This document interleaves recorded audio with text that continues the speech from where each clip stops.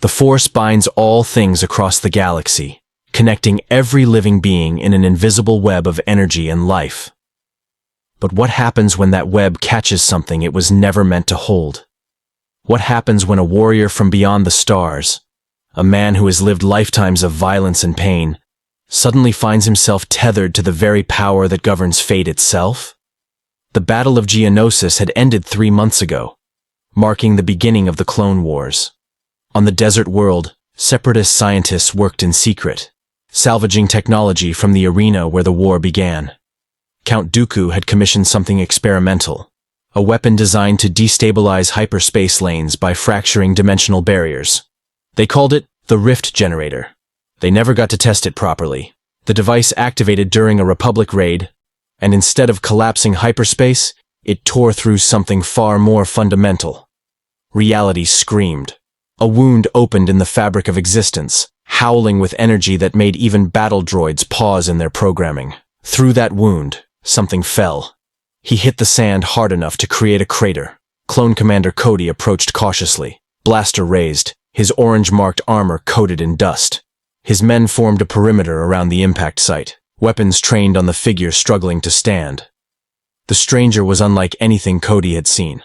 Shorter than average, heavily muscled, wearing strange clothing that wasn't quite armor. His hair swept up in distinctive points on either side of his head. "Identify yourself," Cody ordered. The stranger's head snapped up, and Cody's breath caught. Yellow eyes. Feral. Dangerous. The man's lips pulled back in something between a snarl and a grimace of pain. "Where the hell am I?" The accent was rough, unfamiliar. "You're on Geonosis, separatist territory under Republic control," Cody replied, not lowering his weapon. "I'll ask again. Identify yourself." The stranger's hands flexed, and Cody heard something impossible. Metal sliding against metal. From between the man's knuckles, 3 gleaming blades extended. Not lightsabers, but solid metal claws that caught the harsh sunlight. "Name's Logan." The claws retracted with the same distinctive sound. "And I got a feeling I'm a long way from home." Before Cody could respond, a separatist AAT tank crested the nearby dune, its main cannon swiveling toward the Republic position. Logan's head turned, and something changed in his posture. Cody had seen predators on a dozen worlds, but nothing moved quite like this stranger. The tank fired. Logan was already moving. He crossed 30 meters in seconds, faster than should have been possible. The blast scorched the sand where he'd stood. Cody and his men opened fire on the tank, but Logan reached it first. His claws extended with that metallic sound, and he leaped onto the tank's hull. What happened next would be reported, analyzed, and debated by Republic Command for weeks. Logan's claws punched through the tank's armor like it was thin plastic. He tore through the hull with savage efficiency, ripping components apart with his bare hands. Battle droids inside fired point blank, bolts hitting Logan's torso. He didn't stop, didn't even slow down. The wounds closed almost instantly, flesh knitting back together in seconds. The tank exploded. Logan rode the fireball down, landing in a crouch as burning debris rained around him. Smoke rose from his clothes, but his skin showed no burns. The holes in his shirt revealed unblemished flesh beneath. Cody lowered his blaster slowly. "What are you?" Logan's yellow eyes met his. For a moment, something passed between them. Soldier recognizing soldier. "Honestly, right now I'm confused as hell, but I ain't your enemy, bub." "Commander Cody." A calm voice cut through the tension. Obi-Wan Kenobi approached, his Jedi robes settling around him as he studied Logan with obvious interest. His hand rested near his lightsaber, but he hadn't drawn it. "I sensed something. A disturbance in the Force unlike anything I've felt before." Logan's gaze shifted to the Jedi. "The Force? What's that? Some kind of religion?"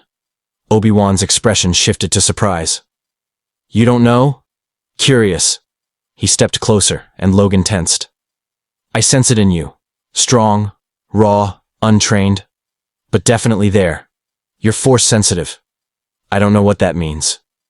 "It means," Obi-Wan said carefully, "that you have the potential to touch the energy field that binds the galaxy together. It means you're coming with us to Coruscant. The Jedi Council will want to meet you. Logan's claws extended again, the sound like a promise of violence. Nobody's taking me anywhere I don't want to go. 50 clone troopers raised their weapons. Obi-Wan's hand moved to his lightsaber. The desert wind carried the smell of ozone and burnt metal. Logan looked at the Jedi, then at Cody and his men. He could smell their tension, hear their elevated heartbeats. But he could also smell something else: exhaustion, determination, and something underneath it all that reminded him of soldiers he'd known before. Men fighting someone else's war. His claws retracted. Fine. But I want answers. Real ones. Where I am, how I got here, and what the hell you people mean by the Force. Obi-Wan's lightsaber hand relaxed. That seems fair. Though I suspect the answers will raise more questions than they resolve. He gestured toward the Republic gunship landing nearby. Shall we? I promise you. This will be enlightening.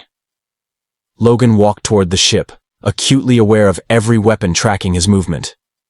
Cody fell into step beside him, and the clone commander spoke quietly. That healing, the claws, I've never seen anything like it. Yeah, well, join the club. You fought well, Cody continued. Like a soldier. Logan glanced at him. Behind the helmet, he sensed something genuine. You too. How long you been fighting? My entire life. All 10 years of it. Logan stopped walking. You're 10 years old? Accelerated aging. I was grown to fight. Cody's voice held no self-pity, just statement of fact. We all were. Something cold settled in Logan's gut. Soldiers bred for war, children in armor. Whatever galaxy he'd landed in, it was just as messed up as the one he'd left. That's wrong, Logan said quietly. It's necessary, Cody replied. The Separatists would conquer the galaxy otherwise. Logan boarded the gunship, the clones filing in around him. Obi-Wan took a seat across from him, studying him with those sharp Jedi eyes. As the ship lifted off, Logan looked out at the desert world, the crater where he'd arrived. The smoking remains of the tank he'd destroyed. Somewhere out there, reality had torn open and thrown him into a war he didn't understand, in a galaxy he'd never heard of. And somehow, impossibly, these people claimed he was connected to something called the Force. Logan's healing factor had saved him from 1,000 deaths. His claws had cut through countless enemies. But as the red sands of Geonosis fell away beneath him, he had the distinct feeling that his biggest fight was just beginning. If you want to see more characters enter the Star Wars galaxy, hit that subscribe button and drop the name of a character you'd want to see in the comments below. May the Force be with you. The Jedi Temple rose above Coruscant like a monument to serenity, its ancient spires reaching toward endless streams of air traffic. Logan had seen impressive buildings before, the X-Mansion, Stark Tower, Geonosian citadels, but nothing quite like this. The scale was overwhelming. Thousands of levels stretched below, billions of beings packed into a single city planet. It made him want to find the nearest wilderness and disappear into it. The temple has stood for over 4,000 years, Obi-Wan explained as their transport approached the landing platform. It's the heart of the Jedi Order. Big place for a bunch of monks, Logan muttered. We're more than monks. We're peacekeepers, diplomats. And now? Obi-Wan's expression tightened. Generals. The war has changed much. The transport settled onto the platform. Logan stepped out into air that smelled wrong, recycled, processed, devoid of anything natural. His enhanced senses were assaulted by the sheer density of life around him. Billions of heartbeats, countless scents mixing into an overwhelming soup of existence. You all right? Obi-Wan asked, noticing Logan's discomfort. Too many people. Too much. Logan struggled to describe it. Noise, not sound, something else. The Force. Obi-Wan's voice held understanding. You're sensing it. For someone untrained, this many Force-sensitive beings in one place must be overwhelming. Logan wanted to argue, but he couldn't deny the sensation. It was like standing in a room full of radio transmitters, each one broadcasting on a slightly different frequency. Some felt calm, like still water. Others churned with barely contained energy. And underneath it all, something else. Something that made his instincts scream danger. "Come," Obi-Wan said. "The council is waiting." The council chamber was circular, with 12 chairs arranged in a ring. 11 were occupied. Logan stood in the center, acutely aware of every eye on him. These weren't ordinary people. He could sense their power, their scrutiny. They studied him like scientists examining a new species. Master Yoda sat in his chair, ancient eyes sharp despite his diminutive size. "Unusual you are," the small green being said. "Sense great age in you, I do. Yet young you appear." "Healing factor keeps me looking pretty," Logan said, his tone deliberately casual. He didn't like being surrounded. "Slows down aging. I'm older than I look." "How much older?" Mace Windu asked, his dark eyes intense. "Born in the 1880s. "You do the math." Silence. Several council members exchanged glances. "Impossible," said Ki-Adi-Mundi. "No human lives that long naturally." "I ain't natural." Logan's claws extended halfway, just enough to make his point. "Got a metal skeleton, healing factor that can regenerate from almost anything, and senses that can track a target across continents. Where I come from, they call people like me mutants." "And where exactly do you come from?" Mace Windu leaned forward. "Your planet of origin?" "Earth. But I don't think we're talking about the same galaxy anymore." Logan retracted his claws. "That weapon on Geonosis, it did something. Pulled me through. Somewhere else." "A dimensional rift," Obi-Wan suggested. "The Separatists were experimenting with reality manipulation." Yoda's ears lowered. "Dangerous, such experiments are. Tear the fabric of space they can. Bring through things not meant to be." Logan's eyes narrowed. "You saying I'm not meant to be here?" "Saying that understand this we do not," Yoda replied. "Force-sensitive you are, strong, but different. Touched by darkness, yet not corrupted. Violent, yet not evil. A contradiction you are." "Story of my life, bub." Mace Windu stood, his presence commanding. "We've reviewed Commander Cody's report. You demonstrated extraordinary healing abilities, enhanced strength and speed, and those weapons." He gestured to Logan's hands. "But more concerning is what happened when you destroyed that tank." Logan tensed. "What about it?" "The Force spiked around you," Mace continued. "Not like a Jedi using the Force consciously. Like something primal, raw. When you entered combat, your connection to the Force intensified dramatically. I don't know anything about this Force stuff." "Yet you use it," said Shak Tai, her voice thoughtful. "Unconsciously perhaps, but definitely. Your combat instincts, your rage, they channel the Force in ways we've never seen." Plo Koon spoke next, his mask distorting his voice slightly. "The question becomes, what do we do with you? You're clearly dangerous, untrained, and your connection to the Force is troubling." "Troubling how?" Logan demanded. Mace and Yoda exchanged a long look. Finally, Yoda spoke. "Touched by the dark side, your power is. Feel anger in you, we do. Violence, rage. These emotions, fuel for darkness they are. So what? You gonna lock me up because I've got a temper?" "We're going to train you," Obi-Wan said, surprising everyone including Logan. "If he's Force-sensitive and stuck in our galaxy, leaving him untrained is more dangerous than any risk he poses now." "Train him?" Mace's voice held skepticism. "He's not a child, Obi-Wan. He's a fully grown warrior with over a century of ingrained instincts. You can't teach an old Tuca to change its stripes." "With respect, Master Windu, we don't have a choice." Obi-Wan stepped forward. "Logan's power is considerable. If the Separatists learn of his existence, they'll try to recruit him. If the Sith find him first, he could become another Dooku." Shak Ti finished quietly. Logan's patience snapped. "I'm standing right here. Stop talking about me like I'm some kind of weapon you need to secure. I didn't ask to be Force-sensitive. I didn't ask to be here. But I'm not going to be locked up or controlled by anyone." His claws extended fully, 6 blades of gleaming adamantium catching the council chamber's light. I've been experimented on, imprisoned, and used by people who thought they knew better. It ain't happening again. Lower your weapons, Mace commanded, his hand moving toward his lightsaber. They ain't weapons, Logan growled. They're part of me, and they stay out until I get some answers. Real ones. Can you send me back? The silence that followed was answer enough. We don't know, Obi-Wan admitted. Dimensional rifts are theoretical. We've never encountered anyone from another reality before. Logan's claws retracted slowly. So I'm stuck here.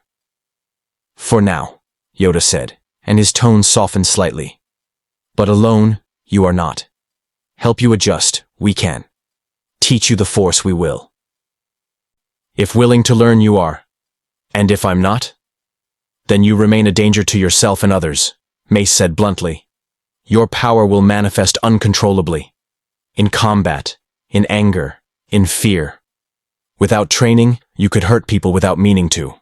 Or worse, the Sith will find you, and they'll teach you to embrace that darkness inside you. Logan looked around the council chamber, at these powerful beings who spoke of light and dark, peace and war, as if the galaxy was that simple. He'd lived too long, seen too much to believe in black and white anymore. But he wasn't stupid. He could feel something inside him, something new and wild and dangerous, like a second heartbeat thrumming beneath his skin. If they were right, if this Force thing was real, then he needed to understand it. Fine, Logan said finally. I'll learn. But I ain't becoming one of you. I'm not a Jedi, and I'm never gonna be. Understanding the Force, you will, Yoda said. A Jedi, you need not become, but control your power, you must. Or control you, it will. Obi-Wan placed a hand on Logan's shoulder. We'll start tomorrow. For now, you need rest. The temple has quarters for visiting dignitaries. I don't need much. Just point me to a room with a window. As the council dismissed him, Logan followed Obi-Wan out of the chamber. Behind him, he heard Mace Windu's voice, low and concerned. I have a bad feeling about this. Logan didn't disagree. Everything about this situation screamed trap, manipulation, control. But for the first time in longer than he could remember, something else stirred inside him. Not just survival instinct or battle-hardened wariness. Curiosity. This Force, whatever it was, connected him to something larger than himself. And despite every instinct telling him to run, to find a ship and disappear into the unknown reaches of this strange galaxy, Logan wanted to understand what had happened to him on Geonosis. What he was becoming. The clone barracks on Coruscant weren't designed for comfort. They were designed for efficiency. Rows of bunks, minimal personal space, everything standardized and uniform. It reminded Logan of military installations he'd seen across dozens of wars. The only difference was the faces. Literally. Every clone had the same face, the same build, the same genetic template. It was deeply unsettling. But it was also where Logan felt most at ease. He'd been assigned quarters in the temple's guest wing, spacious, serene, with floor-to-ceiling windows overlooking the city planet. He'd lasted 3 hours before the walls started closing in. Too quiet, too clean, too much like a gilded cage. So he'd wandered until his enhanced hearing caught the sounds of combat training, and he'd followed them here. The clones were running drills, hand-to-hand combat, blaster practice, tactical simulations. Logan watched from the doorway, arms crossed, taking in their movements. They were good, very good. Fast, efficient, lethal.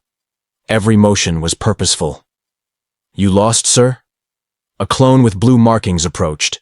His armor was scarred and personalized in small ways. Tally marks, a small Republic symbol, a name scrawled in Arabesh, Rex. Just watching, Logan said. You boys know what you're doing. Rex's helmet tilted slightly. We're bred for it. You're the one from Geonosis, aren't you? The one with the claws? Word traveled fast. That's me, Logan. Captain Rex, 501st Legion. Rex removed his helmet, revealing a face that was simultaneously familiar and unique. Same features as every other clone, but something in his eyes was different. Experience, Personality. Commander Cody calmed me about you. Said you fought like a demon and took plasma bolts without going down. Healing factor's useful that way. Mind if I ask what you're doing down here instead of up in the temple? Rex's tone was casual, but Logan caught the underlying question. Why would a Force-sensitive choose clone barracks over Jedi luxury? Couldn't sleep, Logan said honestly. Too quiet up there. Needed somewhere that felt real. Rex nodded slowly, and something passed between them. Understanding. I get that. The temple's impressive, but it's not home. Not for people like us. People like us? Soldiers. Rex gestured to his men training. We don't meditate on the Force or contemplate the mysteries of the universe. We fight, we adapt, we survive. From what Cody said, sounds like that's your language too. Logan found himself almost smiling. Yeah. It is. Want to spar? Rex indicated the training mat where two clones were grappling. Fair warning, we've been trained in about 30 different combat forms.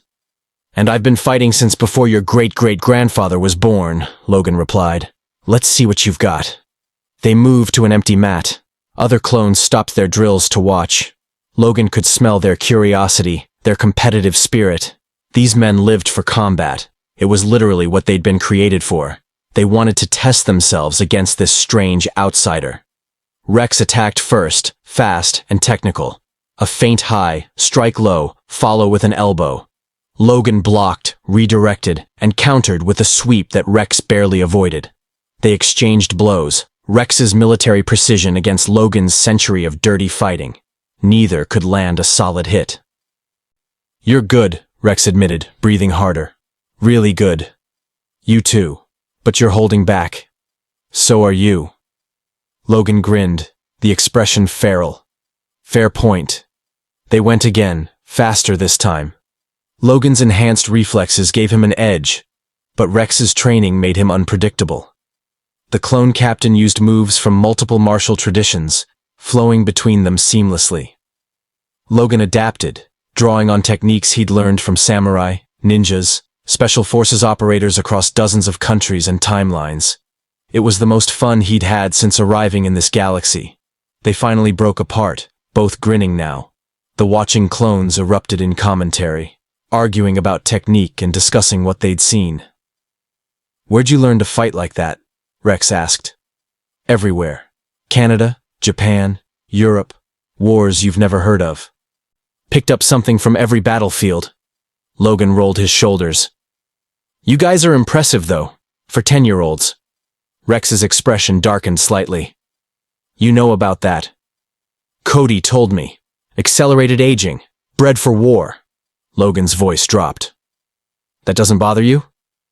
Would it matter if it did? Rex sat on the edge of the mat. We exist to fight. That's our purpose. Most of us have made peace with it. Most? Some wonder what it would be like to have a choice. To be more than weapons. Rex looked at his hands. But wondering doesn't change anything. The galaxy needs us, and we do our duty. Logan sat beside him. I know what it's like. Being someone's weapon. They did things to me. Experiments, implants, mind control. Turned me into a tool for killing. Took me a long time to get free of that. But you did get free. Eventually, after a lot of blood and burned bridges. Logan looked at the training clones. You're right that wondering doesn't change much. But choosing does. Every day, you can choose to be more than what they made you to be. Even if we're designed for one purpose? Especially then. I was designed to be a weapon. But I've been a teacher, a friend, a team leader. I've saved lives and ended them. I'm not just what some government scientist created in a lab. Logan met Rex's eyes. Neither are you. Before Rex could respond, the barracks door opened. Obi-Wan stepped in, looking mildly amused. I thought I might find you here. The temple staff was concerned when you didn't return to your quarters. Told you I don't need much, Logan said, standing. These guys don't mind the company. Actually, sir, Rex interjected, We'd be honored to have you visit anytime. It's good for the men to train with someone who's seen real combat. Builds their confidence. Obi-Wan's expression shifted to something more serious. That's actually not a bad idea. Logan, you have extensive combat experience, and the clones could benefit from training with someone who thinks outside Republic tactical doctrine. He paused. And frankly, spending time with the clones might help you adjust better than isolated temple quarters. You setting me up as a combat instructor now? I'm suggesting a mutually beneficial arrangement, Obi-Wan corrected. You help train the clones when we're planetside. In exchange, you can bunk here instead of the temple when you want. And the men get experience training with a Force-sensitive combatant. Logan looked at Rex, then back at Obi-Wan. It was a good offer. Better than being cooped up in the temple, surrounded by Jedi who didn't trust him and Force users who sensed the darkness in him. One condition, Logan said. I train them my way. No restrictions, no pulling punches. These men are going to war. They need to be ready for the real thing. Agreed, Rex said immediately. Obi-Wan hesitated, then nodded. Just try not to send too many to the medical bay. No promises. As Obi-Wan left, the clones crowded around Logan, asking questions about his fighting style, his healing factor, the wars he'd fought. For the first time since arriving in this galaxy, Logan didn't feel like a specimen to be studied or a threat to be contained. He felt like a soldier among soldiers. All right, Logan said, addressing the assembled clones. Who wants to learn how to fight dirty? Every hand went up. Logan's grin turned sharp. These men were born for war, programmed for loyalty, designed to be disposable. But standing among them, seeing their eagerness to learn, their camaraderie, their determination to be more than just numbers in a Republic army, Logan recognized something he'd seen in every good unit he'd ever served with. Brotherhood. And if the Jedi didn't understand why he'd rather sleep in a barracks than a temple, that was their problem. The training grounds at the Jedi Temple were ancient, carved from stone that predated the Republic itself. Logan stood in the center of a meditation circle, surrounded by water features designed to promote serenity. He'd been standing there for 20 minutes, and his patience was wearing thin. Feel the Force flowing through you, Obi-Wan instructed from the edge of the circle. Let it guide your movements, calm your mind. My mind's plenty calm, Logan growled. This standing around doing nothing ain't helping. You're not doing nothing. You're centering yourself, finding balance. Logan's claws extended with a sharp snick. I'm balanced just fine. Obi-Wan sighed, a sound Logan had heard frequently over the past 2 weeks. Logan, the Force isn't just a tool you use in combat. It's a living energy field that requires discipline, meditation, and philosophy I don't buy into. Logan retracted his claws and stepped out of the circle. Look, I appreciate what you're trying to do, but this Jedi way ain't gonna work for me. I'm not built for meditation and serenity. Then what are you built for? Fighting, surviving, protecting people who can't protect themselves. Logan met Obi-Wan's eyes. You want to see what I can do with this Force thing? Put me in a situation where it matters. Obi-Wan considered this, stroking his beard thoughtfully. Perhaps a different approach is needed. Master Yoda warned me you'd be difficult to train through traditional methods. He walked to a control panel. Very well. Let's see what you can do. The training ground shifted. Walls rose from hidden compartments, creating a maze-like environment. Remote droids activated, their blasters humming to life. Standard Padawan exercise, Obi-Wan explained. Dodge the blaster fire, move through the course, trust the Force to guide you. Now we're talking. Logan cracked his knuckles. These set to stun? Of course. Shame. Logan's claws extended. Let's do this. The droids opened fire. Logan moved on pure instinct, his enhanced senses tracking trajectories before his conscious mind registered them. He dodged left, rolled right, came up running. A blast grazed his shoulder. He ignored it, the wound already healing. His claws tore through the first droid he reached, and something happened. The Force surged. It wasn't calm or controlled. It was raw, primal, violent. Logan felt it flood through him like liquid fire, amplifying his rage, sharpening his instincts to razor precision. He could sense the droids before they fired, feel their targeting protocols like living thoughts. His movements became impossibly fluid, every strike perfectly placed. He destroyed 6 droids in 15 seconds, but the force kept building. Logan's vision tinged red at the edges. His breathing deepened, became ragged. The beast inside him, the berserker rage he'd spent decades learning to control, clawed its way to the surface. The force didn't calm it. It fed it. "Logan, stop!" Obi-Wan's voice seemed distant. "You're losing control." Logan spun toward the voice, claws raised, and for a split second didn't recognize the Jedi standing there. Only saw another target. Another threat. Then Obi-Wan's lightsaber ignited, and the blue blade cut through Logan's rage-induced haze. He stopped, claws inches from Obi-Wan's face. The Jedi's blade hovering near his throat. They stood frozen, both breathing hard. "What the hell was that?" Logan rasped, forcing his claws to retract. Obi-Wan deactivated his lightsaber slowly. "That was the dark side, Logan. Your rage, your violence. The Force amplifies them, feeds on them, and in turn, they feed on the Force." His expression was grave. This is exactly what the Council feared. Logan's hands shook. He'd felt the darkness, the overwhelming urge to kill, to tear everything apart. It wasn't new. He'd struggled with that berserker rage his entire life. But the Force made it worse, stronger, almost impossible to resist. "I can't control it," Logan admitted quietly. "When I fight, when the animal comes out, it's too strong." "No," Obi-Wan said firmly. "You can control it, but not through Jedi techniques. You need to find your own path." He paused. "Tell me, in your world, how did you control this rage?"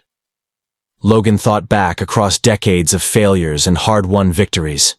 "Grounding myself, remembering who I am, what I'm fighting for. Finding something worth more than the fight itself. Then that's where we start." Obi-Wan gestured to the destroyed droids. "Not with meditation or Jedi philosophy, but with purpose. The question is, what are you fighting for here?" Logan had no answer. In his world, he'd fought for the X-Men, for mutant rights, for people he cared about. Here, he was a stranger in a strange galaxy, no ties, no purpose beyond survival. "I don't know yet," he said finally. "Then we'll have to find out." Obi-Wan's comlink chimed. He checked it, and his expression hardened. "The Council wants to see you. Both of us. Now." The hologram flickered to life in the Council chamber. A tall figure in dark robes, his face hidden beneath a hood. But Logan didn't need to see the face to sense the danger. This being radiated power like a nuclear reactor, dark and overwhelming. "Count Dooku," Mace Windu said coldly. "This is an unexpected communication." "Is it, Master Windu?" Dooku's cultured voice held amusement. "I merely wish to discuss a matter of mutual interest. Specifically, the warrior who arrived through the dimensional rift on Geonosis." Logan tensed. How did the Separatists know about him? "Logan is under Jedi protection," Obi-Wan stated. "Protection or imprisonment?" Dooku's hologram turned toward where Logan stood. "Tell me, warrior, do the Jedi treat you as an honored guest, or as a dangerous animal to be caged and controlled?" "Careful, Dooku," Logan growled. "I've dealt with manipulative bastards before. Your sales pitch ain't impressing me." Dooku actually laughed. "Direct. I appreciate that." "Very well. Let me be equally direct. The Jedi fear your power because it defies their narrow philosophy. They sense darkness in you and recoil, too rigid to understand that the Force is not simply light and dark. It is passion, freedom, power without chains." "Sith lies," Yoda said sharply. "Are they?" Dooku's tone turned serious. "Logan, I know what you are. A warrior bound by no master, who spent lifetimes fighting for survival. The Jedi will try to strip away everything that makes you strong. Your rage, your instincts, your willingness to do what's necessary. They'll call it balance, but it's really submission." Logan's claws extended slightly. The words hit closer to home than he wanted to admit. "I offer you something better," Dooku continued. "Freedom. The Sith embrace passion, power, emotion, everything the Jedi suppress. With proper training, you could become unstoppable. Your healing factor combined with mastery of the dark side, you'd be immortal in every sense. And in exchange, Logan asked, though he already knew the answer. Join me. Help end this pointless war. The Republic is corrupt, the Jedi are blind, and the galaxy needs warriors like you to forge a new order. Tempting speech, Logan said. Real pretty words, but I've heard them before, from people who wanted to use me. Turn me into their weapon, his claws extended fully. Answer's the same as it always is, no. Dooku's hologram was silent for a moment. How disappointing. But I understand. You need time to see the truth. When you tire of Jedi chains and Republic hypocrisy, you'll know where to find me. The hologram vanished. Mace Windu turned to Logan immediately. Did he contact you before this? No. First time I've seen his face. Logan retracted his claws. But he knew too much about me. Someone's been feeding him information. Separatist spies are everywhere, Obi-Wan said grimly. But his offer concerns me. Logan, you must understand. The dark side is seductive. It promises power without consequence, freedom without responsibility. But it only leads to destruction. I've seen plenty of destruction, Logan replied. Caused my share of it too. But I'm not interested in Dooku's new order or whatever game he's playing. And yet you were tempted, Yoda observed quietly. Felt it. I did. Consider his words. You did. Logan couldn't deny it. He's right about one thing. Your Jedi philosophy doesn't fit me. I'm not built for peace and serenity. I'm built for war. That doesn't make me evil. But it doesn't make me a Jedi either. A warrior you are, Yoda agreed. But warrior for what? For whom? This, you must decide. Dark side or light, Sith or Jedi. These labels matter less than your choice. Serve yourself you can. Serve others you can. Or serve those who would use you. Choose wisely. You must. Before Logan could respond, alarms blared throughout the temple. Clone troopers rushed past the council chamber, their movements urgent and coordinated. Commander Cody's voice crackled over comms. Separatist attack on Christophsis. Republic forces are pinned down. We need Jedi support immediately. Mace Windu stood. Master Kenobi. Master Skywalker, you're deployed immediately. Take the 501st and 212th. I'm going with them, Logan said. You're not a soldier of the Republic, Mace countered. No, but I'm friends with men who are. Logan headed for the door. Rex and his boys are down there. I'm not sitting here while they fight. Obi-Wan and Mace exchanged glances. Finally, Obi-Wan nodded. He could be useful, and keeping him here serves no purpose. Fine, Mace said reluctantly. But Logan, if you lose control like you did in training, if the dark side takes you in the middle of battle, I'll stop you myself. Understood? Logan's yellow eyes met Mace's. Understood. But I've been fighting longer than you've been alive, Jedi. I know how to handle myself. As he left the council chamber, following Obi-Wan toward the hangar, Logan felt something shift inside him. Dooku's offer had been a test, not of loyalty, but of self-knowledge. The Sith Lord was right about one thing. Logan didn't fit the Jedi mold. He was too violent, too damaged, too steeped in darkness. But that didn't mean he belonged to the Sith either. Maybe, Logan thought as he boarded the Republic gunship, he needed to find his own path. Not light or dark, Jedi or Sith, but something else entirely. A warrior who chose his own battles. Christophsis gleamed like a crystal graveyard. The entire planet was covered in massive geometric structures, transparent towers and spires that refracted light into endless rainbows. Beautiful, until you noticed the blaster scorches and the droid army laying siege to the Republic's position. The gunship shook as anti-aircraft fire exploded nearby. Logan gripped the overhead rail, his enhanced senses picking up every mechanical whir, every stressed metal groan. Across from him, Captain Rex checked his blasters with practiced efficiency. Landing zone's hot, Rex reported. Separatist forces have us surrounded. We're holding a tower complex in the city center, but it's not looking good. Optimistic as always, Rex, said a new voice. Logan turned to see a young man, barely more than a kid, with a confidence that bordered on arrogance. He wore Jedi robes and carried a lightsaber, but something about him felt different from Obi-Wan. More raw, more emotional. Anakin Skywalker, the young Jedi introduced himself, extending a hand. Obi-Wan's former Padawan. Heard you're the guy with the metal claws and the bad attitude. Logan almost smiled despite himself. That's about right. Good. We could use more bad attitudes down there. Anakin's grin was fierce. The droids don't respond well to polite negotiation. The gunship dropped fast, evading incoming fire. Through the open doors, Logan saw the battle clearly.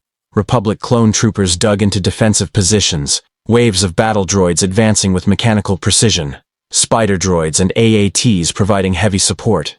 It was a meat grinder. They hit the landing zone hard. Logan was first out, claws already extended. A super battle droid turned its cannons toward the landing troops. Logan crossed the distance in seconds, his claws tearing through its reinforced chassis. Sparks flew. The droid collapsed in pieces. With me, Rex shouted, leading his men toward the tower entrance. Blaster fire lit up the crystalline structures, turning the beautiful city into a kaleidoscope of violence. Logan fought alongside the clones, his healing factor allowing him to take risks no one else could. He drew fire, soaked up damage, and carved through droid formations with savage efficiency. But he kept his rage leashed, controlled. Remembered Obi-Wan's words about purpose. These men, Rex, Cody, the countless clones fighting and dying, they were his purpose, at least for now. North Tower's falling. A clone commander's voice crackled over comms. We can't hold... An explosion cut off the transmission. Anakin swore and force-pushed a group of droids off the tower's edge. We need to reinforce that position or we'll be surrounded. It's 3 clicks through heavy fire, Rex said. We'd never make it. I can make it. Logan's claws gleamed with droid oil and his own blood, wounds already healing. Fast enough, tough enough. Point me in the right direction. That's suicide, Obi-Wan said, cutting down droids with elegant precision. Only if I die. Logan was already moving. And that's harder than you'd think. He didn't wait for permission. Logan burst from cover, sprinting through the crystal canyons of Christophsis. Blaster bolts tracked his movement. Several hit, burning through his clothes, scorching his skin. He ignored them. His healing factor worked overtime. Closing wounds almost as fast as they appeared. Battle droids moved to intercept. Logan went through them like a hurricane. His claws tore through metal. His enhanced reflexes made him nearly impossible to target, and something else. The Force guided his movements. Not the calm, controlled force the Jedi spoke of, but raw instinct amplified to supernatural levels. He could feel where the droids would fire before they did, sense weak points in their construction. His rage built with every strike, but he kept it focused, controlled. The beast served him, not the other way around. Logan reached the North Tower in under 2 minutes. Clone troopers held the entrance, fighting desperately against overwhelming numbers. A spider droid's cannon swiveled toward them, charging for a kill shot. Logan leaped 30 feet straight up, landed on the droid's back, and drove his claws through its central processor. The machine spasmed, its cannon misfiring into the droid ranks below. Explosions chain-reacted through their formation. "Who the hell?" one of the clones started. "Friend of Rex!" Logan jumped down, landing in a crouch among the surprised troopers. "You boys need a hand?" The clone commander, heavy weapon specialist by his armor, grinned beneath his helmet. "We could use 6, actually, with claws like those." They held the tower. Logan fought beside the clones, and for the first time since arriving in this galaxy, he felt something like belonging. These men didn't fear his violence or judge his darkness. They needed it, depended on it. When the reinforcements finally arrived, Anakin cutting through droids like a force of nature, Obi-Wan coordinating tactical positions, the North Tower stood secure. "Impossible," Obi-Wan said, staring at the carnage. Dozens of destroyed droids, minimal clone casualties.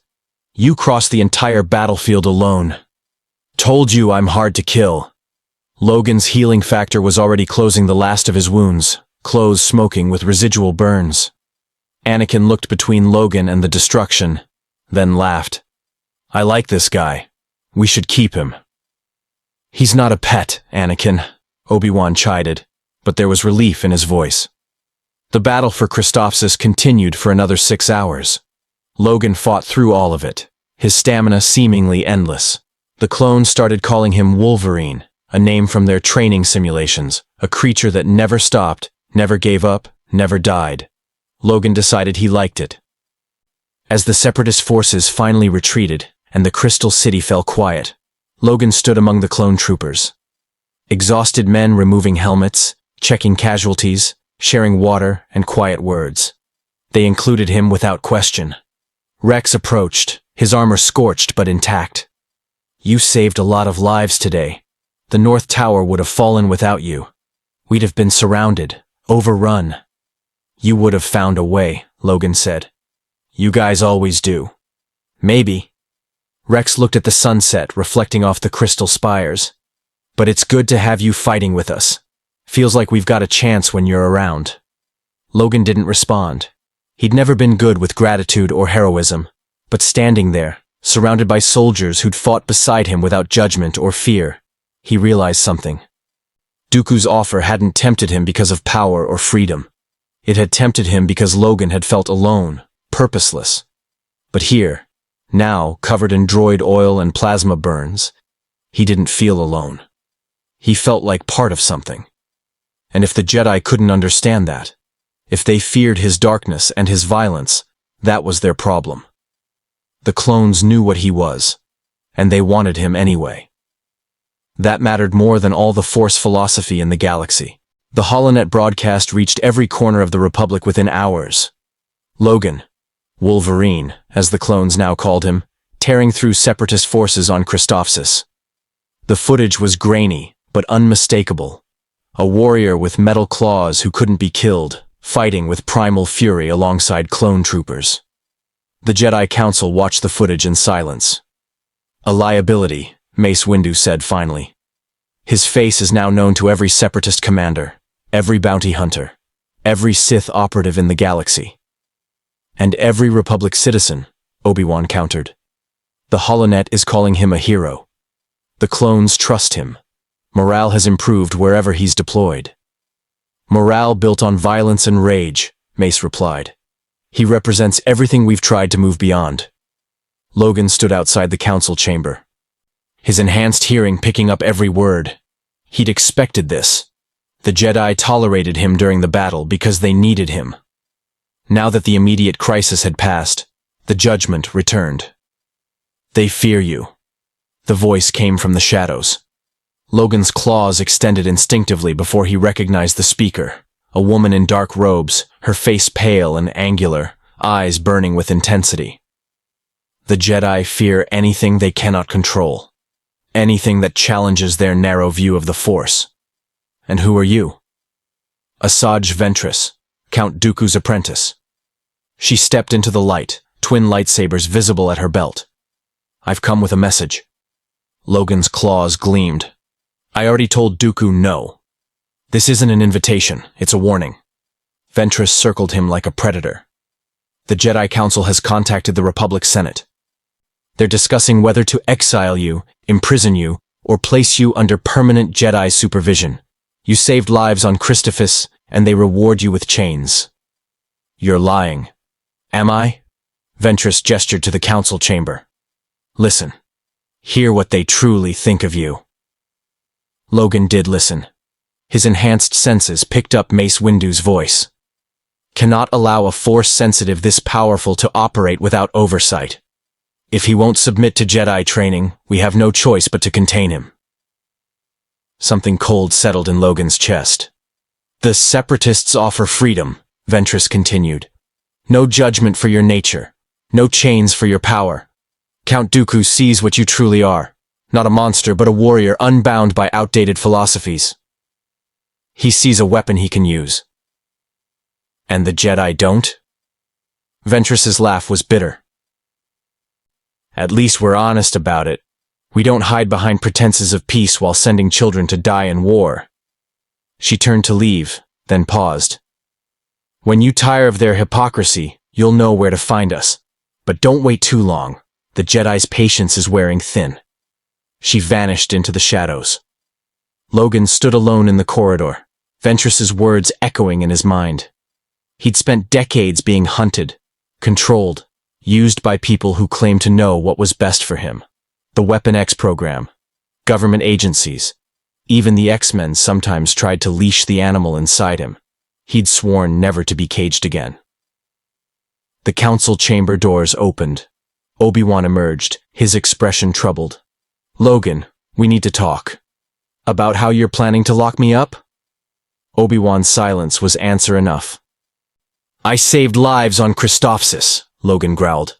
"Bled for your republic, fought beside your soldiers, and this is how you repay me?" "The council is concerned," Obi-Wan said carefully. "Your power is growing. Your connection to the dark side strengthens with every battle. If you won't submit to proper training, I won't submit to anyone." Logan's claws extended. "I've been down that road before. It never ends well." "Then what do you want?" "To be left alone. To fight beside the men who actually trust me. To not be treated like a dangerous animal every time I walk into this temple." Logan's voice dropped. "Is that really too much to ask?" Before Obi-Wan could answer, alarms blared. Clone Commander Cody's voice burst over comms. "Jedi temple breach! Intruders in the lower levels! Inquisitors!" Logan and Obi-Wan exchanged glances, then ran. The Inquisitors moved through the temple's lower archives like ghosts in armor. Dark-robed figures with lightsabers that burned crimson. They weren't Sith, but they served the dark side, hunting Force sensitives for the Empire that didn't yet exist. Except Logan wasn't from this timeline. He didn't know that Inquisitors shouldn't exist during the Clone Wars. He only knew they'd come for him. "There." One pointed at Logan as he and Obi-Wan entered the archives. "The dimensional anomaly. Lord Sidious wants him alive." "Sidious?" Obi-Wan's lightsaber ignited. "That's impossible. The Inquisitorius doesn't exist yet." The lead Inquisitor attacked, her spinning double-bladed lightsaber forcing Obi-Wan back. Two more moved toward Logan, their weapons humming with dark side energy. "You will come with us," the first Inquisitor stated. "The Emperor has plans for you." Logan's claws extended. "I've got plans too. They don't involve going anywhere with you." They attacked in perfect synchronization, decades of training evident in every move. Logan had fought Force users before, but these were different. Faster, more brutal. Their lightsabers came within inches of his flesh, the heat searing even without contact. But Logan had been fighting his entire life. He adapted. When the first Inquisitor thrust high, Logan ducked and drove his claws through the man's knee, below where the lightsaber could block. The Inquisitor screamed. Logan followed up with a devastating slash across the torso. Adamantium cut through armor and flesh. The Inquisitor fell. The second hesitated, seeing her partner die. That hesitation cost her. Logan closed the distance, tanked a lightsaber strike to his shoulder, the wound already healing, and buried his claws in her chest.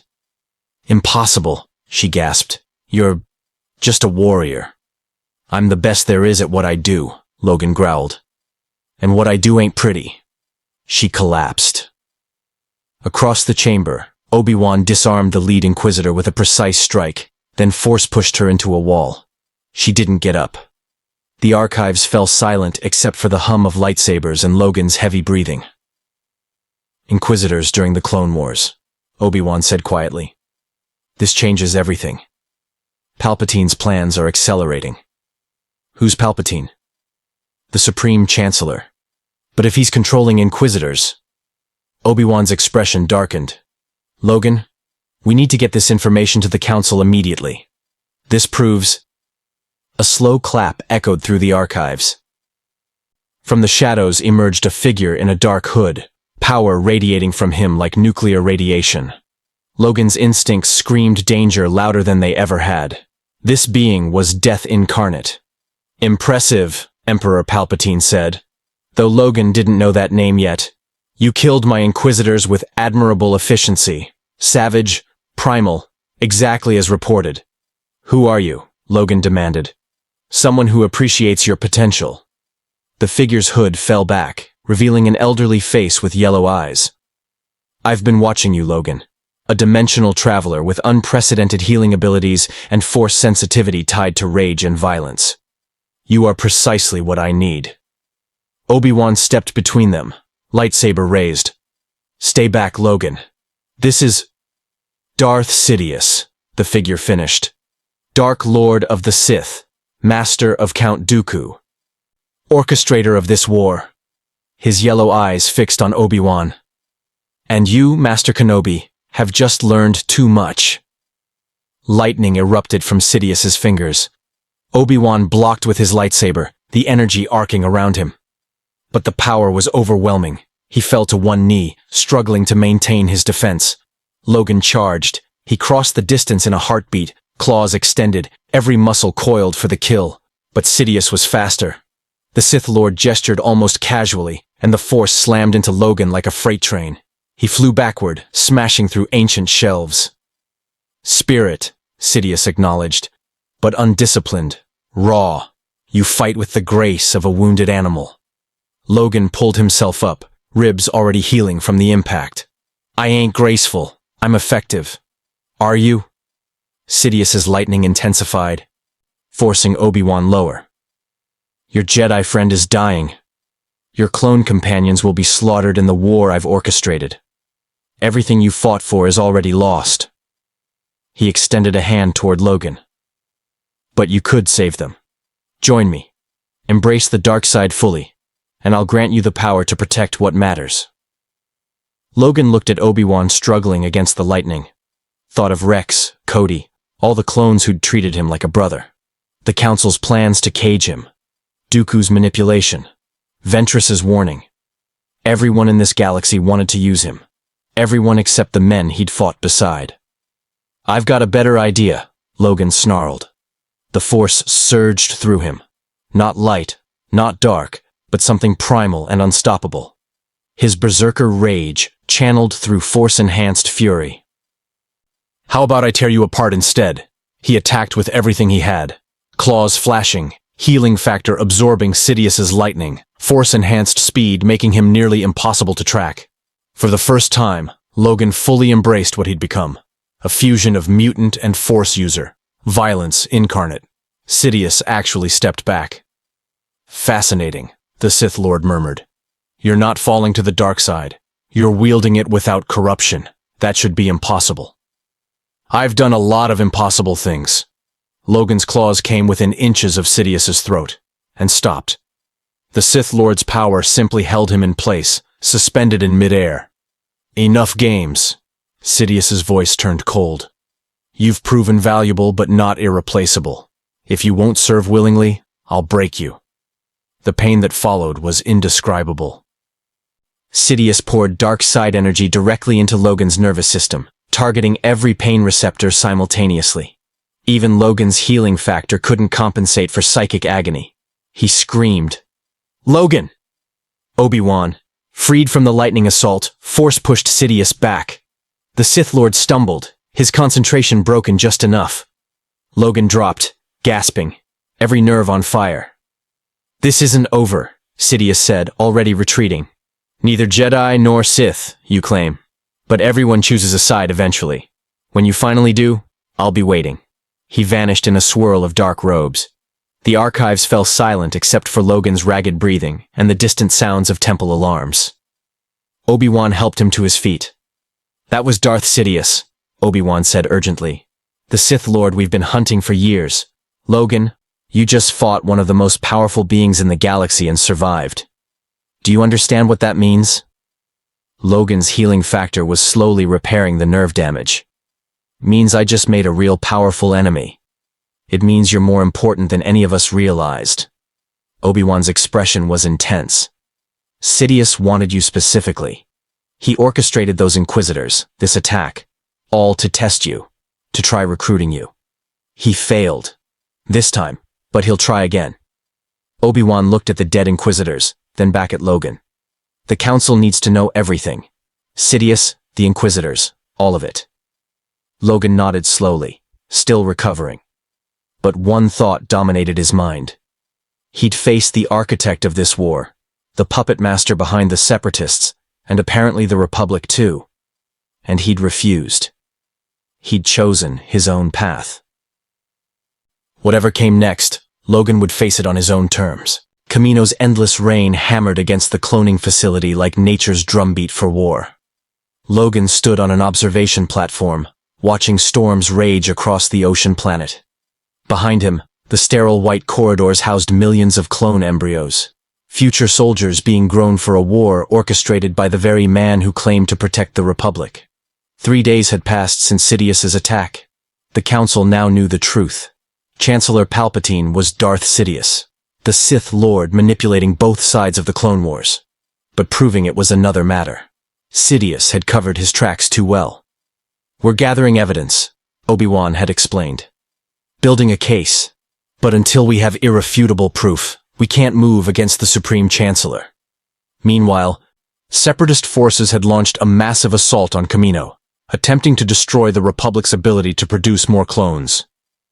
It was the perfect target, and Sidious had likely ordered it himself to eliminate any investigation before it could threaten him. Wolverine. Rex approached, his armor already prepped for combat. Separatist fleet just dropped out of hyperspace. Hundreds of ships. They're not here for a skirmish. They're here to end us. Logan's claws extended unconsciously. How long until they reach the facility? 20 minutes, maybe less. Rex's voice held no fear, only grim determination. "We're outnumbered 10 to 1. Most of the Jedi are deployed across the galaxy. It's just us, the facility's garrison, and whatever we can throw at them.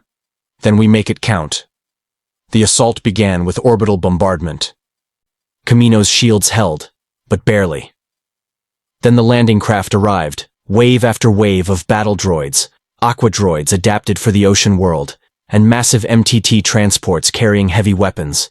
Logan fought on the main platform, where the fighting was thickest. Clone troopers fell around him, their identical faces behind helmets making each death somehow worse. These weren't just soldiers, they were Rex's brothers, Cody's family. Men Logan had trained with, fought beside, shared drinks with in the barracks. Every death fueled his rage. "North platform's falling," a clone commander's voice crackled over comms. "We need..." Static. Logan didn't think.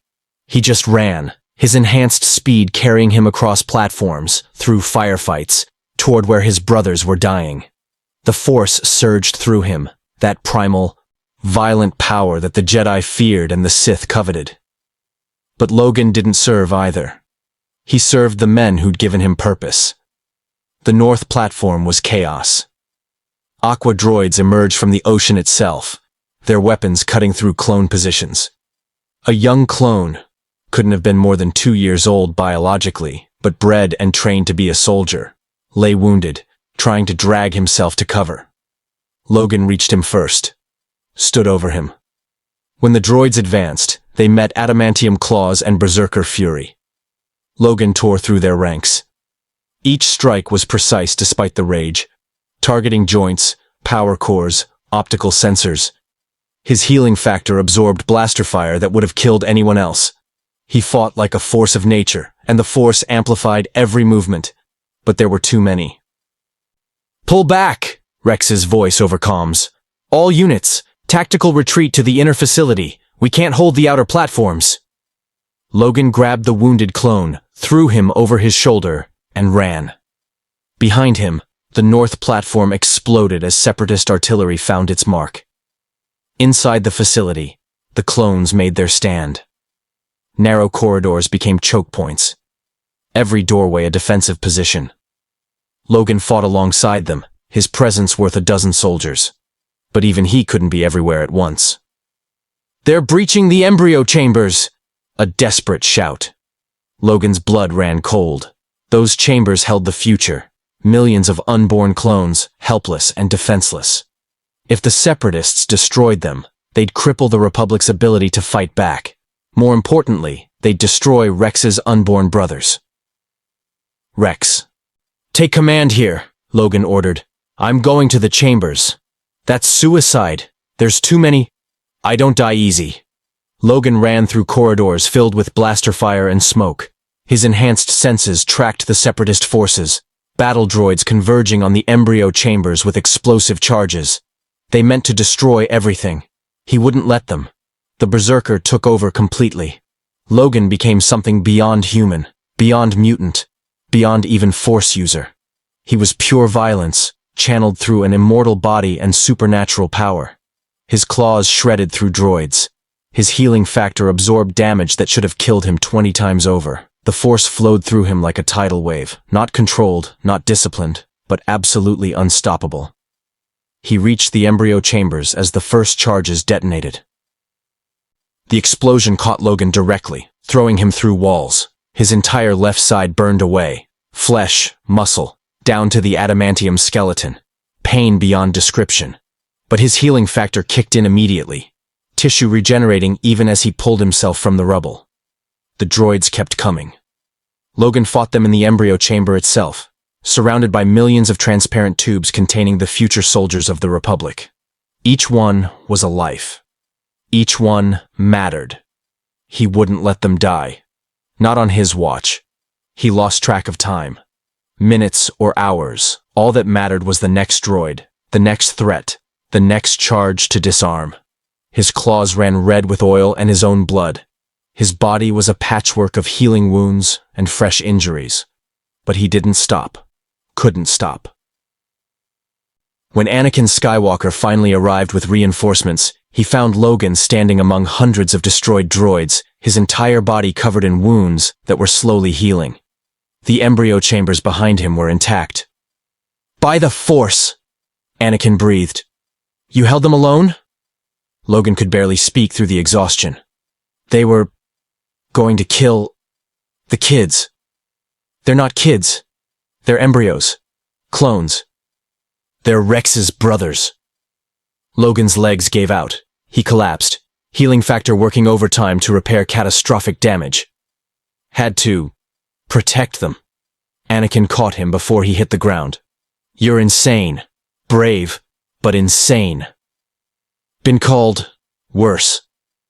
The battle for Kamino continued for another hour, but the separatist momentum was broken. Logan's defense of the embryo chambers had prevented the primary objective. The facility survived. The clones survived. When Logan finally regained consciousness in the medical bay, Rex was standing guard beside his bed. The clone captain's helmet was off, and his expression was unreadable. "You saved millions of lives today," Rex said quietly. "My brothers. Their future. You didn't have to do that." "Yeah, I did." Logan's healing factor had restored most of the damage, but he felt exhausted in a way that had nothing to do with physical injuries. "You're my brothers too now." Rex said nothing for a long moment. Then he placed his hand over his heart, the clone salute for honor and respect. "We're proud to fight beside you, Wolverine." Other clones appeared, Cody, dozens of troopers from various legions. Each one offered the salute. Recognition, brotherhood. Logan had spent his entire life being called a weapon, a monster, an animal. But here, surrounded by soldiers bred for war who saw him as one of their own, he was something else. He was a protector. And if that meant embracing the violence inside him, channeling it through the Force to save lives rather than just take them, then he'd found his purpose in this strange galaxy after all. Outside, Kamino's rain continued to fall, washing away the blood and oil of battle.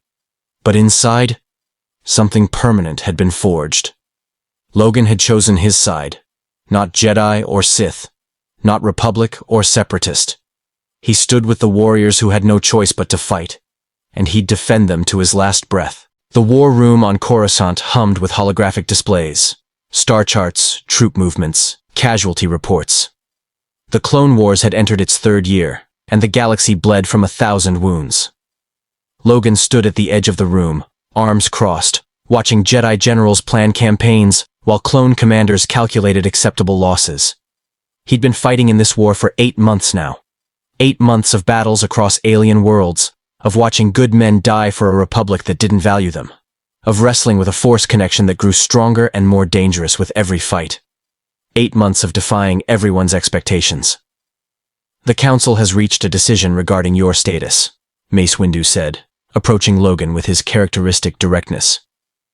Given your actions on Kamino and your continued service alongside our forces, we're prepared to offer you official recognition. Recognition? Logan's tone was skeptical. As an independent operative attached to the Grand Army of the Republic, not a Jedi, not a soldier, but something between. You'd have autonomy to choose your deployments, train the clones as you see fit, and operate without Jedi oversight. Mace paused. It's unprecedented. But then, so are you. Logan studied the Jedi Master. They'd clashed repeatedly over philosophy and methods, but there was grudging respect between them now. What's the catch? You remain under observation. If you fall to the dark side, if Sidious succeeds in corrupting you, we'll stop you by any means necessary. Mace's expression was granite. Your power makes you valuable, but also incredibly dangerous. Fair enough. Logan extended his hand. I can live with that. They shook, warrior to warrior, if not friend to friend. Obi-Wan joined them, his robes showing the wear of constant deployment. There's something else you should know. We've intercepted Separatist communications. Count Dooku has placed a bounty on you. 50 million credits alive. Every bounty hunter in the galaxy will be looking for you. Let them come. Logan's claws extended briefly. I've dealt with worse. Have you? Obi-Wan's concern was genuine. Logan, you've made powerful enemies. Sidious wants you for his own purposes. Dooku sees you as a threat to Separatist operations. And there are factions within the Republic who fear what you represent. A Force user who answers to no one. Good. Logan retracted his claws. Maybe they should be afraid. Maybe if everyone's a little scared, they'll think twice before throwing away lives like they don't matter. Before Obi-Wan could respond, Rex entered the war room. Wolverine, the 501st is deploying to Umbara. Anakin requested you specifically. It's going to be ugly. Umbran militia are dug in deep, terrain's hostile, and intelligence suggests Separatist support. Logan looked at Mace, then Obi-Wan. You heard the captain. Duty calls. As he followed Rex out, Obi-Wan called after him. Logan, may the Force be with you. Logan paused, glanced back. It already is. Just not the way you Jedi expected. The transport to Umbara was packed with clone troopers, Rex's men, preparing for another brutal campaign. They cleaned weapons, checked armor, shared quiet conversations. Logan sat among them, no longer an outsider, but one of their own. Tell us the story again, a young clone, Hardcase, asked. About Kamino. How you held the embryo chambers alone. That story's been told enough, Logan muttered. Come on, Wolverine. Another clone, Fives, grinned. It's tradition. Veterans share their war stories before deployment. Logan looked around at the eager faces. These men were born to die in a war they didn't start, fighting for a republic that saw them as property. But they faced it with courage, humor, and brotherhood. They deserved better than the galaxy gave them. All right, Logan said. But I'm telling you the real version, not the heroic propaganda the Holonet broadcasts. He told them about the terror of being surrounded, the pain of having his flesh burned away, the desperate rage that kept him fighting when any sane person would have fled. He didn't make himself a hero. He made himself human, or as human as an immortal mutant could be. The clones listened in absolute silence. You were afraid, Five said when Logan finished. Not a question, a realization. Terrified, Logan admitted. I heal fast, but I still feel pain. Still feel death coming, even if it won't take me. Every fight could be the one that finally puts me down for good. But you fought anyway, Rex said quietly. For us. Yeah, for you. Logan met Rex's eyes. Because someone has to give a damn about the men doing the actual fighting. The Jedi talk about bringing peace to the galaxy, but they send you boys to die on 1,000 worlds. Politicians make speeches about freedom while breeding soldiers to fight their wars. Someone needs to stand with you, not just command you. Hardcase placed his hand over his heart. The clone salute. One by one, every trooper in the transport did the same. Logan nodded, accepting the honor. Outside the viewport, Umbara's shadow-wrapped world grew larger. Another battle. Another chance to protect these warriors who'd become his brothers in every way that mattered. He'd come to this galaxy by accident, torn from his own reality by forces beyond his control. The Jedi had wanted to cage him. The Sith had wanted to corrupt him. The galaxy had wanted to use him. But Logan had found something more valuable than power or freedom. He'd found purpose. His claws extended one more time as the transport descended through Umbara's darkness. Whatever waited below, separatist forces, hostile terrain, impossible odds, he'd face it the same way he'd faced every challenge since arriving in this galaxy. With berserker fury, tempered by loyalty. With violence channeled toward protection. With the Force flowing through him, neither light nor dark, but something uniquely his own. The Republic called him an independent operative. The clones called him Wolverine. The Jedi called him a dangerous anomaly. But he knew what he really was. A warrior who'd finally found a war worth fighting. The transport doors opened to Umbara's perpetual twilight. Blaster fire already lit up the darkness. Clone troopers rushed out, weapons ready, shouting tactical positions. Logan was first onto the battlefield, claws gleaming in the alien shadows, healing factor already preparing for the damage to come. Behind him, Rex and the 501st followed their brother into hell. And for the first time since falling through that dimensional rift on Geonosis, Logan felt like he was exactly where he belonged. The Clone Wars would rage for another year before Order 66 shattered the galaxy. But in those final months, Logan, the Wolverine, became legend among the clone troopers. A warrior who stood with them when others would not. A Force user who answered to no master but his own conscience. Historians would debate his impact. The Jedi Council would never fully trust him. Separatist forces would learn to fear the sound of adamantium claws in the darkness. And when the Empire eventually rose, when Palpatine's ultimate plan came to fruition, Logan would face a choice that would define his legacy in that galaxy far, far away. But that's a story for another time. What mattered was this. A man from another universe, thrown into a galactic war, had refused to be what everyone expected. Not hero or villain, not Jedi or Sith, but something the Star Wars galaxy had never seen before. A warrior who walked between light and dark without falling to either. The Force had caught something it was never meant to hold, and in doing so, it had been forever changed. Logan's journey through the Clone Wars proved that even in a galaxy bound by ancient orders and cosmic balance, one man's choice to fight for those who couldn't fight for themselves could ripple across countless worlds. His berserker rage, channeled through the Force, became not corruption, but protection. His immortal body, combined with supernatural power, became not a weapon of conquest, but a shield for the innocent. The clones would remember him long after the war ended. In whispered stories around campfires on distant worlds. In the quiet moments before battle, when courage needed reinforcement. In the knowledge that someone had valued their lives when the galaxy saw them as nothing more than property. Wolverine had become a symbol, not of the Republic or the Jedi Order, but of something simpler and more profound. The idea that some battles are worth fighting, some brothers are worth dying for, and some warriors, no matter how dark their nature, can find light in protecting those who cannot protect themselves.